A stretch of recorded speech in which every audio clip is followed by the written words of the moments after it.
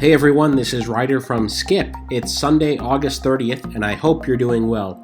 I have a very quick stimulus update, the latest conversations from last week, and what's realistic given that we have around 60 days until the November 3rd election. The big news is the plan that the Biden team has put together also includes stimulus checks, so I'm going to talk about that. Most of us really just care about stimulus checks and funding for our small businesses, especially the EIDL grants. So first, let me give a quick recap on where Pelosi and Mark Meadows are at. This is the back and forth we've had for weeks. Pelosi says they are not budging on the stimulus package of $2.2 trillion. They've already come down, according to her, from where they weren't budging before, which was $3 trillion. Now they really say they're not budging from $2.2 trillion. On the flip side, Mark Meadows says he won't go up from $1 trillion. Okay, so there's $1 trillion gap. That's the same gap that's existed. Part of the reason Mark Meadows and the Republicans won't go higher than $1 trillion is because they believe that Senate Republicans are reluctant already to pass anything that's $1 trillion, let alone anything above $1 trillion. So their perspective is that $1 trillion is already going to be a struggle to get the Republicans to pass it, so they definitely can't go higher. Anyway, we're still $1 trillion apart. Here's the biggest problem. I'm going to pull up the calendar again. I talked about this last week as well. Here's where we are. Sunday, August 30th.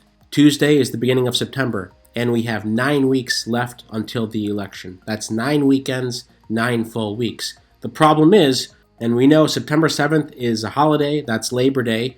The Senate doesn't return until September 8th. That's a little over 1 week away.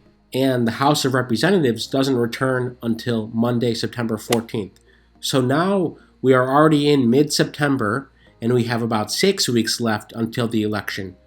The problem is mail-in ballots and early voting begins end of September, early October, depending on what state you're in, which is crazy to think about, but many states allow early voting as much as 30 to 45 days ahead of the election. And also many states start sending out ballots here. And the impetus for a lot of this is, of course, what's politically beneficial, which is terrible to say when millions and millions of Americans are struggling to pay rent, to buy food, are unemployed, etc.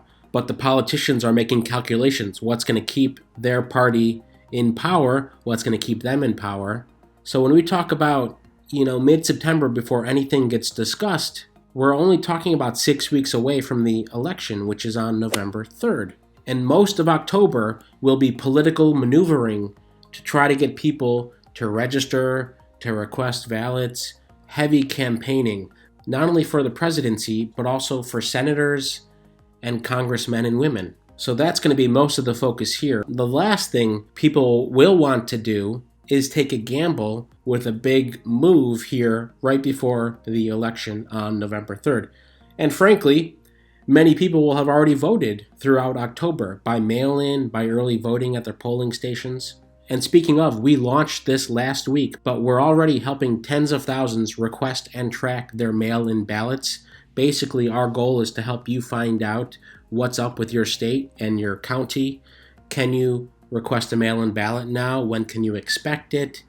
And some of the rules around that, because so much is changing and so much will change in the coming weeks. This is at trackyourballot.org. It's free. You just put in your state and information, and we'll help you track your status from ballot request to actual voting. And we will share with you real-time poll results. We already have that. We will be sharing the first real-time poll results starting this coming week. So please sign up. It's free. Trackyourballot.org. For example, here's what you would get if you registered in Florida. You'll see the Florida link. This is the official state of Florida link where you can first check to see if you're registered and then request a mail-in ballot and find out information. Let's say you request your mail-in ballot. Then the next step is to await your ballot, then mail back your vote. Once you've returned your mail-in ballot, mark it as well, and basically you await the election results. And again, we will be sharing real-time poll results as people self-report their information in the coming weeks and months, which will be really interesting. For the first time in history, we'll be able to see what's actually happening weeks ahead of November 3rd.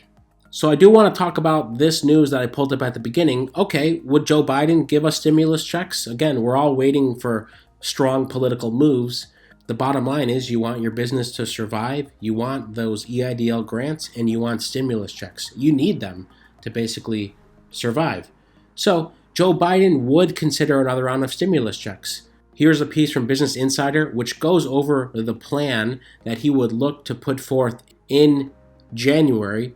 Now, it doesn't say what the exact stimulus check amounts would be, but we assume it would be close to the previous round of around $1,200. Basically, something worthwhile for people. Biden and his campaign have expressed worry over the state of the economy and the forecasts for the coming several months. Here it is again. Team Biden eyes $1 trillion January stimulus. This is from Axios. Goes into some of the big plans that he has, including an economic stimulus plan that would give an additional $775 billion for working parents and caregivers over 10 years. Again, some people think that this might be too ambitious to pass early on, and a lot, of course, depends on if the Senate becomes more Democratic or not. But I just wanted to share this with you because this is relatively new information. There is no new news on the EIDL bill. We are still writing in, still pushing for that, as we've been doing for 3 weeks now. We've helped tens of thousands of you write in to your lawmaker, but there's no new news there. There's no new news since Friday on the stimulus. Pelosi and Mark Meadows are still $1 trillion apart. They had a 25-minute call on Thursday. Apparently, it wasn't that productive. As always, we're going to keep you posted. Again, trackyourballot.org. I'll leave a link to these in the description. Thanks so much for supporting our channel and subscribing. It means so much to us. Stay well and stay healthy. Thanks.